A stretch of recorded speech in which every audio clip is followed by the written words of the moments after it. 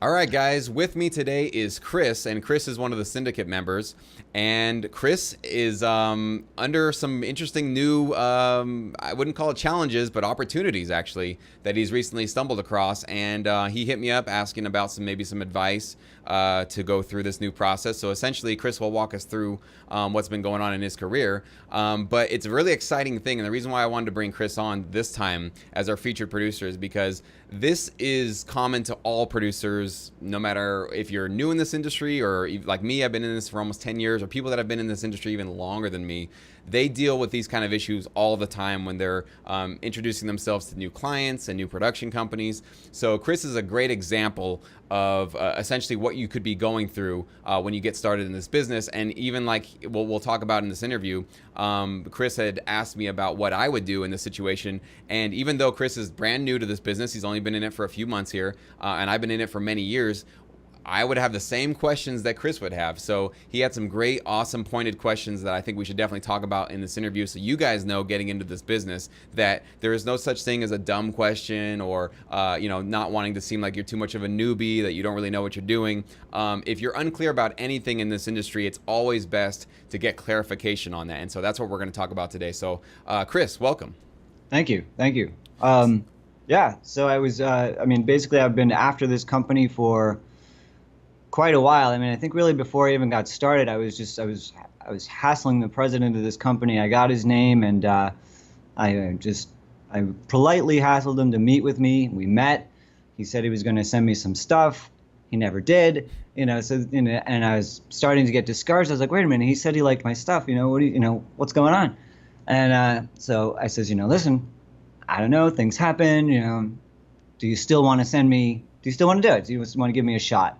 And that's basically really all I was asking for with this company. Like you mentioned, they are a pretty well-known company, and so it's a really big deal for me. Any company would be a big deal for me, but this particular company would be amazing. So here I am. Yeah, at this point, do I play it off? Do I be cool? Do I be honest? I'm like, hey, I'm new. Go easy on me.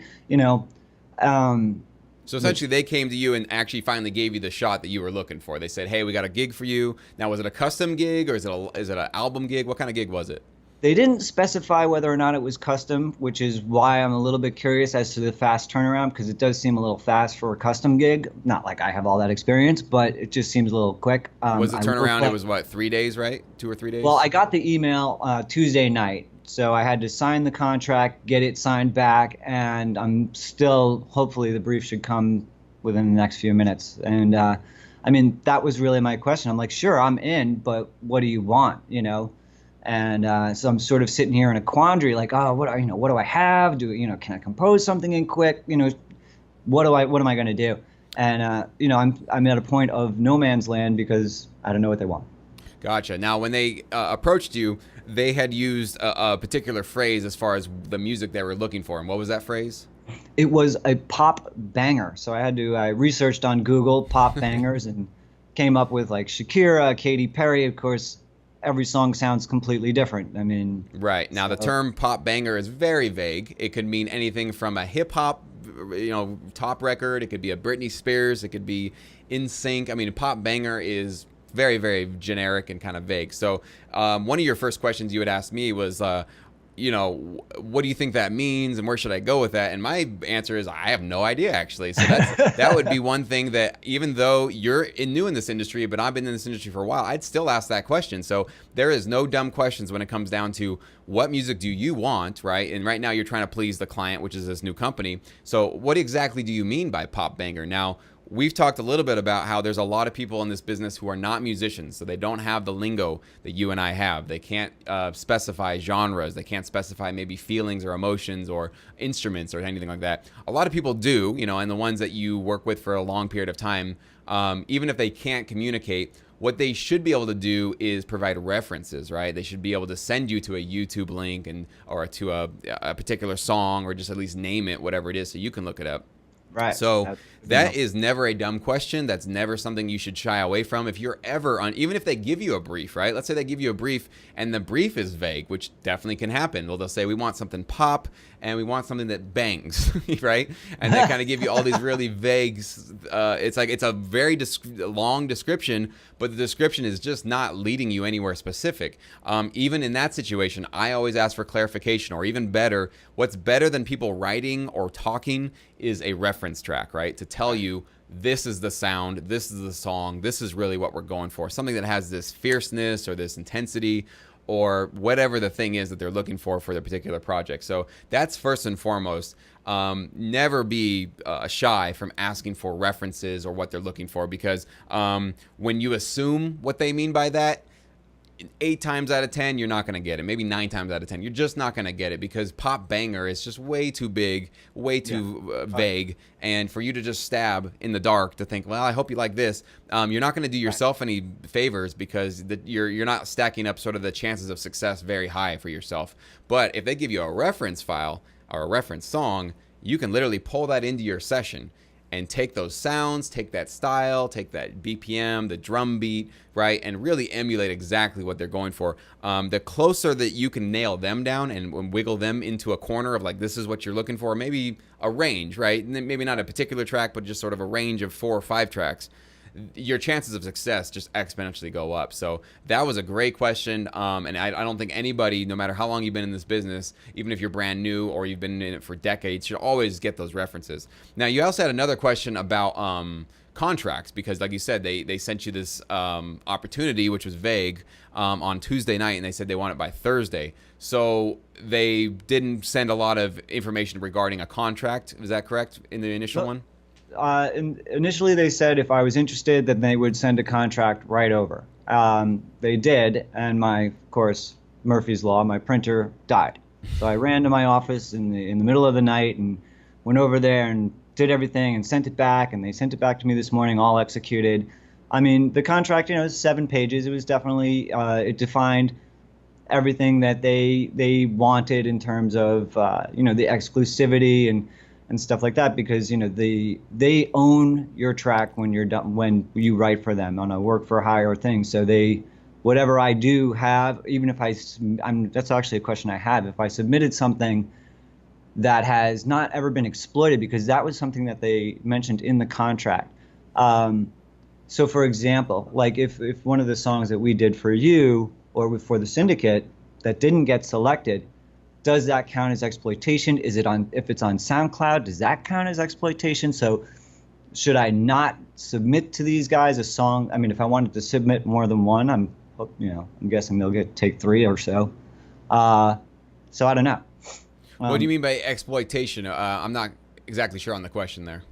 Well, they definitely don't want it to be licensed anywhere. It's got to be fresh music. Shouldn't be.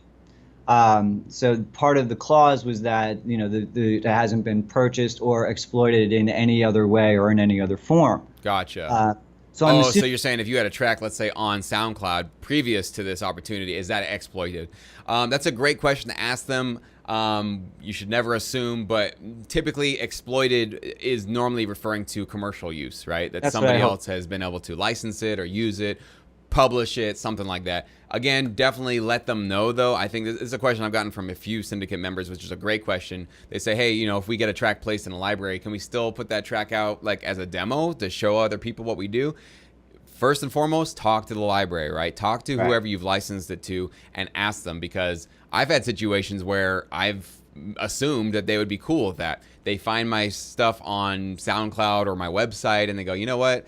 We don't really want the music that we've exclusively paid you for and licensed out to be somewhere else, just because things can be ripped, things can be stolen. Sure. So what I found a lot of times libraries will be okay with is if you want to use, let's say, a song that you've licensed with them, a lot of times if you can just cut it down to just the bare essence of a chorus or a part of the track, not the full track, and then also within there, put a vocal tag on it, put your vocal producer name on it, something that just distorts it a little bit so that somebody couldn't come along and just, oh, this is a great track and take it. Because you're right, most libraries, it's work for hire situation. So essentially once you sign that contract, that is now their song, right? They own the copyrights, they own the SR, all the stuff that goes along with that. So they have absolute right to say you cannot put it here, you cannot put it there. And so Right. they have now property that they've paid you for, essentially. And so they don't want that out there. And that's why, some of the opportunity or licensing or the libraries out there will be very strict about that kind of thing. But yeah, definitely ask them though, if ever there's a question in the contract of like, well, what do you mean by exploit? And I have some of these songs maybe on my website or on my SoundCloud Right. or on my YouTube channel or whatever. Do I need to take those down now that you're going to be taking them? And 9 times out of 10, they'll say, yeah, they're going to want those things to be off the internet. They don't want them to be circulating because they need to protect their intellectual property that way. But exploited, yeah, typically that's going to mean a commercial gain was made out of it, or it's publicized somewhere else. Okay. All right. Cool. So yeah. So that's what that was about. That was my question there. And so it's I don't know what else. Where are we at? Well, that was great. No, so you did get the contract and all that kind of stuff. So yeah, Yeah. that was the sort of the main thing of making sure. And this is why I wanted to bring this up, but that if there's ever a situation, I guess maybe I misunderstood. I thought they weren't giving you a contract, but it turns out they were. But for anybody watching this, if you are working with a new library or a new company, because I even, when I come across a new company that I'm going to work with, you got to sniff them out a little bit. You got to see how they're going to do business, what they're going to do. And you do need to make sure that if there's ever a feeling of if Chris, if you had questions about this contract and this company was like, all right, dude, if you're going to be like a headache, we're not going to work with you, right? Like if they kind of make you feel, I'm not saying they do, but if they did, or anybody watching this, if you're working with any company and you have questions that you might think are kind of, I don't know if I should ask that. There are really no dumb questions when it comes down to your career, your music. This is your life basically that's on the line here. Yeah. So if you're not sure of what you're signing or what the terms of this contract are, and you want to know, get some clarification, and the people or the company that you're working with give you this rushed feeling like you're annoying them, like, come on, let's just get this done, or you're annoying us, or we don't have time for this, we got to just get this gig over with. Huge red flags, because they might still be a legit company that's good. They're going to pay you and they'll take care of the contract. But to be treated that way off the bat shows a kind of a lack of regard for you as their writer, right? That if that's how they're going to treat you when it comes down to your business, the important things like contracts, are they going to treat you great across the board with all other opportunities? Probably not. So that's another reason why I wanted to have this conversation, which is to be, this company seems like they're taking the time to do what they need to do to answer your questions. So that's great. Yeah, but there are companies, I've ran into them. There were some of the ones that I ran into when I first got started in this business, and people, a lot of them are out of business now. That was years ago. But they will sort of feel that you're annoying them by asking questions about your contract. And even though I know that you're new in this industry, and a lot of people watching this might be new in this industry, that's no reason to be taken advantage of, right? Like, even though you might be new in this industry, that's no reason for you to go, yeah, well, whatever, I'll just take whatever I can get. Okay, they don't really answer my questions, but I can't really demand that. It's like, yeah, you can. You absolutely can. If you're a writer for a company and you're submitting, you are a professional in this business, right? So professionals deserve to be treated with the minimal amount of respect, which would be answer my questions about important things like contracts, what the terms of this deal is. So anyways, man, that's great. I'm glad we got to talk about that. So I want to get to know you a little bit more and let the other, members kind of find out a little bit more about you. You sort of are brand new to music licensing, but you've been producing music, I'm guessing, for a long time, for a lot of years, right? So what was your process from where you were before you got into TV, film, music licensing, and what kind of drove you? Was it just by luck you kind of figured out this stuff or learned about it? Or was there somebody that you knew that kind of turned you onto it, or did you hear rumors about it at some point? I'm always interested because there are so many producers who don't know about this industry and they're struggling out there. They're just lost. They don't know what they're doing. They're hoping they're going to get a record deal still or something. I don't know what they think. So I want to find out, where was your mindset now that you're kind of home here? Where were you before? Well, I spent a long time in the entertainment business, and I guess it started off when I was very, very young. My biggest fan, of course, was my mother. I mean, this is what, you're sitting there and, I played a lot of instruments as a kid, so I just would write stuff. And then next thing I know, my mom comes downstairs. She's like, you should write for TV and film. And I'm like, oh, no way. It's like, I want to be a real artist, I want to be a rock star. And that dream definitely faded real quickly. And my dad was, my biological father was a musician, and I didn't want really the rock life because he was always on the road, he was always traveling, and I wanted more of a family life. So I had an opportunity to get a crappy job in a film company, and I took it, and I stayed with that company for my entire career. and the jobs got better. But it was the film licensing thing just sort of was always like this annoying little bug in my ear, because I assess my own skills as a writer, and I understand that I'm not a rock star. That's just not the type of music that I write. I love it, but it's not what I do.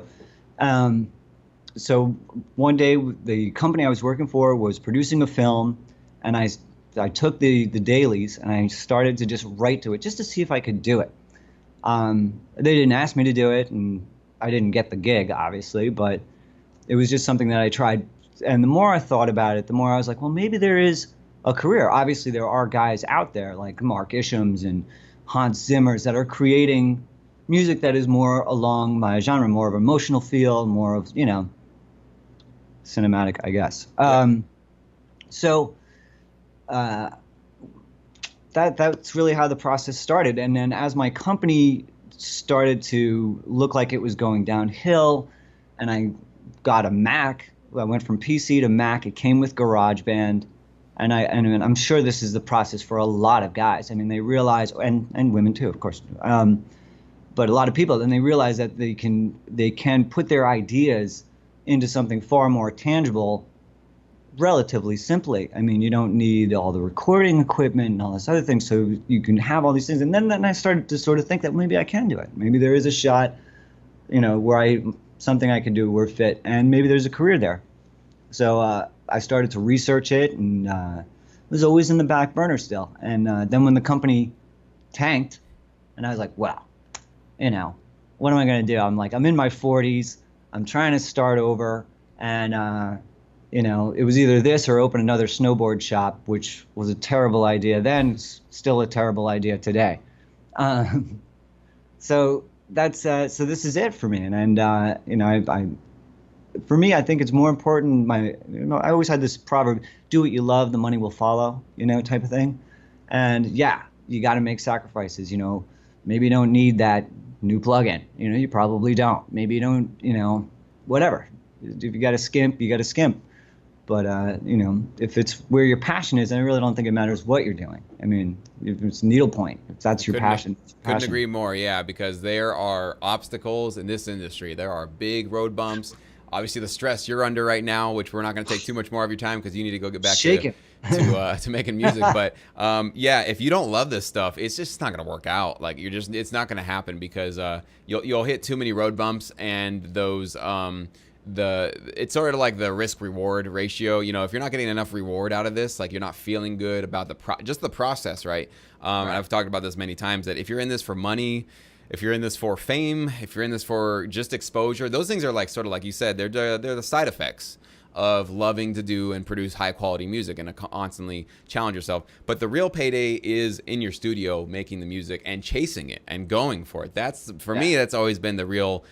It gets my blood flowing, right? In the morning, knowing like, oh, I'm going to make some really cool minimal cues this week, or last week I had, or actually, I guess in this week and moving from last week, I had 8 cues I was doing for these two new shows that were coming out, and it was just exciting to be a part of these brand new shows because the idea was like, okay, if I really knock it out of the park for these 2 new shows and they love my cues, this is going to be an ongoing gig that'll last months and months and months, and I like the music that I was making for it. It was a lot of fun, but that is the payment, is the work, right? That's the big payday for me. Like you said, if you just love that and you love challenging yourself and always doing something a little bit different and going a little bit further than you did in the last track that you produced and trying something new or whatever, that will get you through the obstacles. And like you said, you sort of focus on that core thing, which is the only thing you should be focusing on.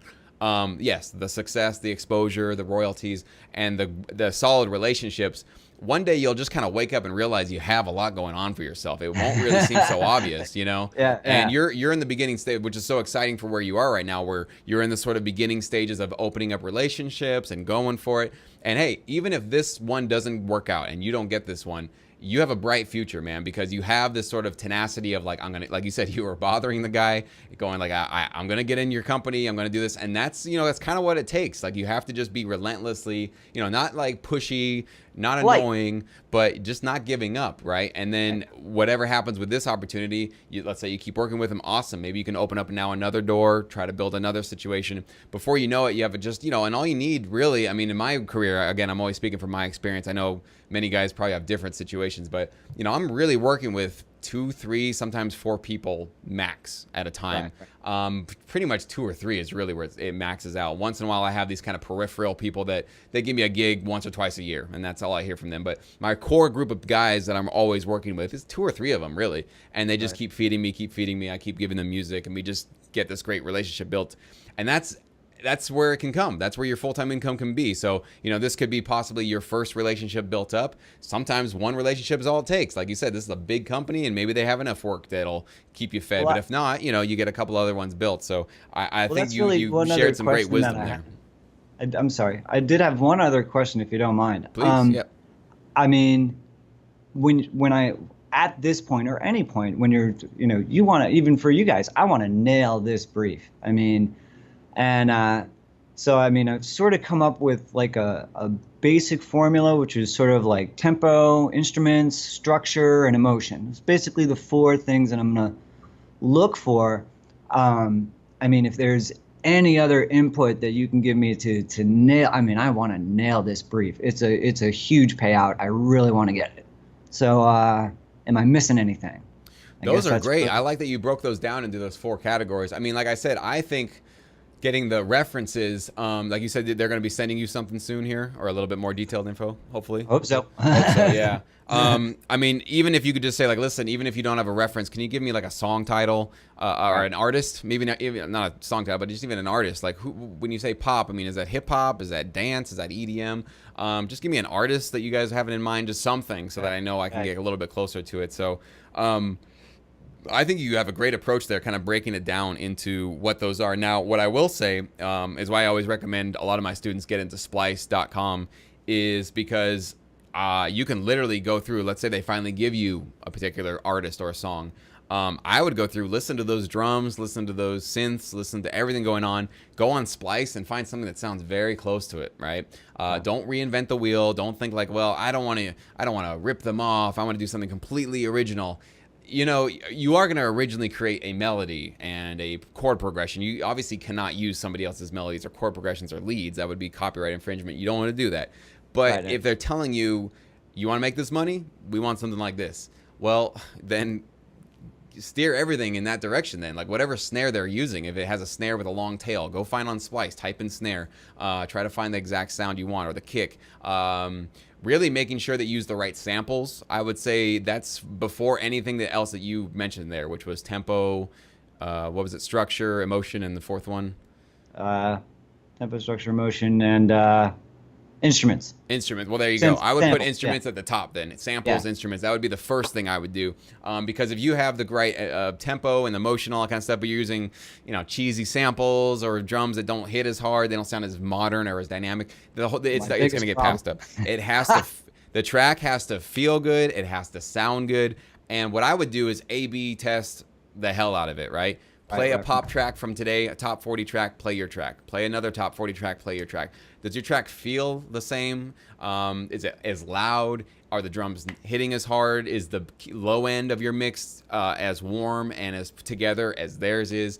Is yours too busy? Is theirs more minimal? That being your way through this world is really how you're going to succeed, because there are so many factors that could ruin a mix or make a mix better. So for me, it's sometimes hard to even clarify it or crystallize it in those kind of terms. But if you can get them down to a reference, then you can A/B your way through this entire gig, right?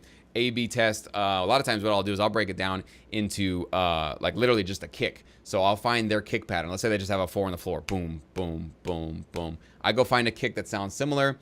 I listen to their track. I just put the kick by itself in my track, boom, and I just listen to that kick by itself. Is that kick hitting as hard as theirs is? Do I have that low end thud that theirs does? Is there a high end clarity, you know, snap to it that I can hear on theirs?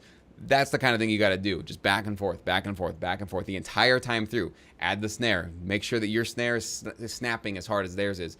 Now, this sounds cumbersome. It sounds like it's, oh my God, you got to do this. This is just the beginning process. Like I was saying in one of the last videos I put out in the group, which was the idea. I think it was a review from the last minimal one, which is that this might feel like you're pulling teeth right now. We're like, oh, I got to do this. I got to make these changes. And but this is how you learn, right? In the beginning, it always sucks because you're new to it. You don't really know what you're doing. Everybody sucks at whatever you're trying to learn in the beginning, right? I don't care who you are, you sucked at it. Michael Jordan got cut from his high school basketball team. He sucked at basketball, or at least he wasn't good enough to make his high school basketball team. I mean, how embarrassing is that for that coach these days, right? But Einstein hey, even failed the 8th grade. even the greats had their sucky phase. Everybody does. I sucked at it when I first got started. So you just got to go through the process of figuring these things out as you go along. Now, it's very cumbersome. It might take you a long time. You might be up till 6 in the morning tonight doing this thing, right? Which is fun. To me, it's like those are the fun times, I'm pumped. right? But what you'll know is after this opportunity, you're going to carry all these lessons with you moving forward. The next time you have a pop opportunity, guess what? All these little tools, these little tricks you've learned, how to really make sure you're on point, that doesn't just like evaporate into the ether and you're just the same guy you were 2 days ago. You now have a new arsenal with you, right? Which is how to get closer to a reference, how to pick the right kick and snare and samples and chord progressions, all that kind of stuff, transitional effects. That's the power of doing this over and over again. That's why consistency is so important, because at some point, and you play guitar, what instruments do you play? I play everything. I play everything, bass, yeah, okay. drums, Now, guitar. I'm really a drummer. You really, same with me, man. Yeah. That's cool. Now, I haven't played a drum set in years, and I suck at it. Every time I do sit down like at a guitar center, I'm just, my arms don't work, man. Noodle arms, basically. And that was because I lost it, right? Now, but when I was playing in bands and all that kind of thing,